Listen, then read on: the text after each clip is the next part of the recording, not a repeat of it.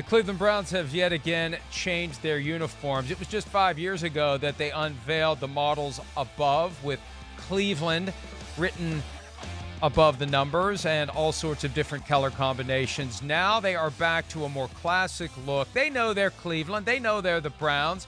And I like the new uniforms at the bottom. I like the brown pants. I love the brown on brown. That's something that they've been wearing a lot lately. The one that I really like, though, Chris, the one that screams out to me football from the 70s, the second one in, the brown jersey and the white pants. That's the Cleveland Browns that I remember. Well, that's the Cleveland Browns I remember, too. They got rid of those ugly, stupid orange pants. Thank God. That's the best thing about it. And I do like their brown on brown as an alternate, but man, you can never go wrong going with a classic look. And they have a classic look. Despite what their, modern history results have been, this is still one of the greatest organizations ever.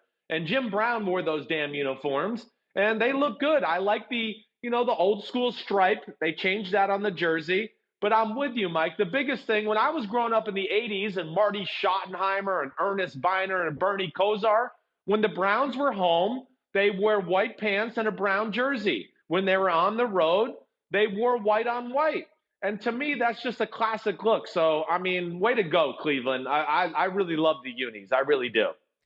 And this is one of the rare occasions where Nike pushes a team to change its uniform, and the change is to adopt something old. What we've seen over the past 8 years, and we knew this was coming the moment Nike got the apparel contract because we saw what Nike did at a bunch of colleges over the years. They're going to push these teams to do all sorts of funky things with their uniforms. I like the idea that what happened here is the Browns went back to something more classic and more traditional. And, the point that I'll make again and again and again, the best teams don't need to mess around with their uniforms. They don't need that external source of intrigue and excitement and things for people to talk about. They win. That's the thing that people talk about. That's the thing they get excited about. And maybe the Browns won't have to change these uniforms anytime soon. Maybe this is a sign they're laying the foundation to give us something to get excited about, unrelated to what their next uniform is going to look like. Well, yeah, I mean, they should never change. They should have never changed from their classic look. I mean, to me, that's like Yankees, Red Sox, Packers, Cowboys, Bears. You don't change. I'm sorry.